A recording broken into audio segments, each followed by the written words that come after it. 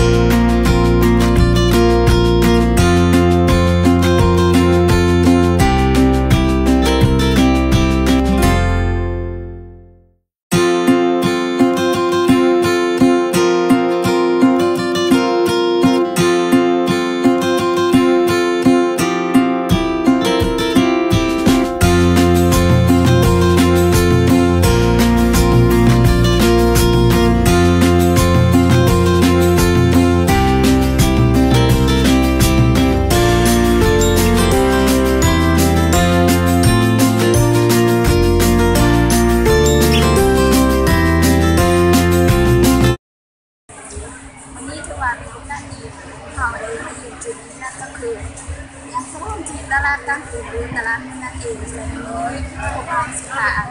ทานมายางหลอกเที่ยวชมดีบรรยากาศที่ตลาดซึ่งบรรยากาศนั้นจะเป็นอะไรค่ะไปดูกันไป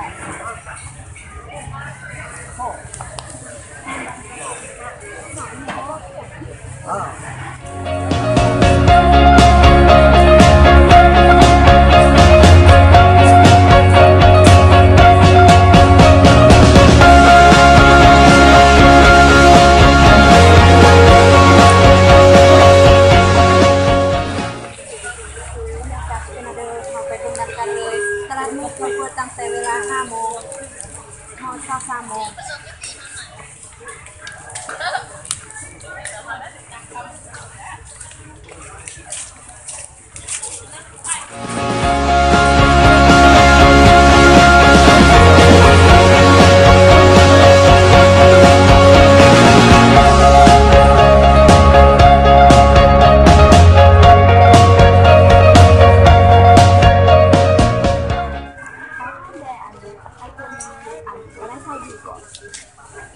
น้องได้ข้อมูลในข้างหลังมือนี้นี่ค่ะเปลี่ยนรูปสร้างมือนี้เราก็ได้ค่ายกับอัพบัวได้ค่ายเหมือนเดิมโดยขอบใจอันนี้คือข้าว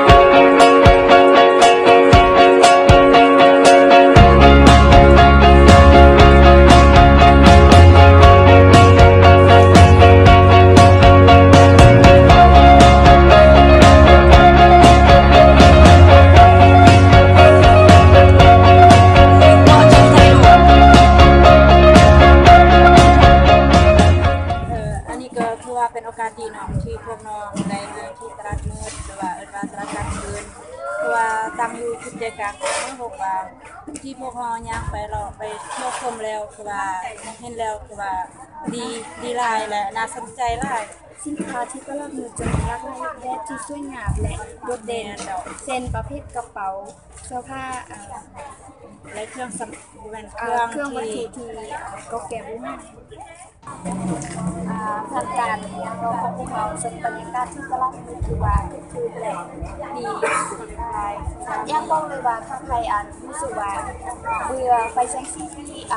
เมืองใหญ่ๆยังมาสัมผัสบรรยากาศที่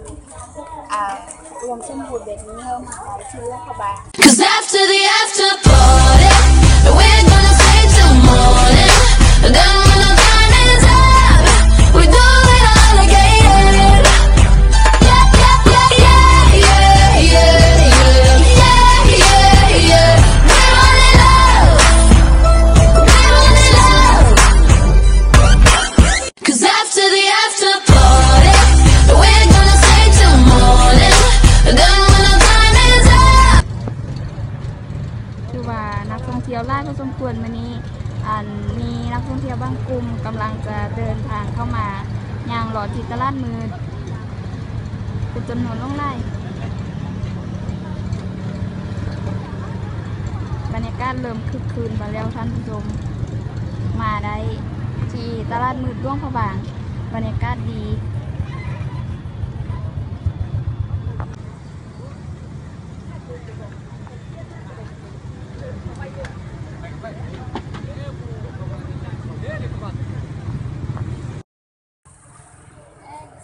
เวลานี้ก็เป็นเวลาที่เรียกได้แล้วเนาะที่พวกเราจะเลิกลากันไปทางการยังเราของเขาถือว่าบรรยากาศดีอาหารก็แซ่บบอกได้เลยว่าถ้าใครมาเที่ยวสถานที่ตลาดมือติดใจบ่น้อยก็ไล่พอสักส่วนบรรดาชาวลาวหรือต่างประเทศมาย่างเราชมเที่ยวบรรยากาศที่ตลาดมือ Then when the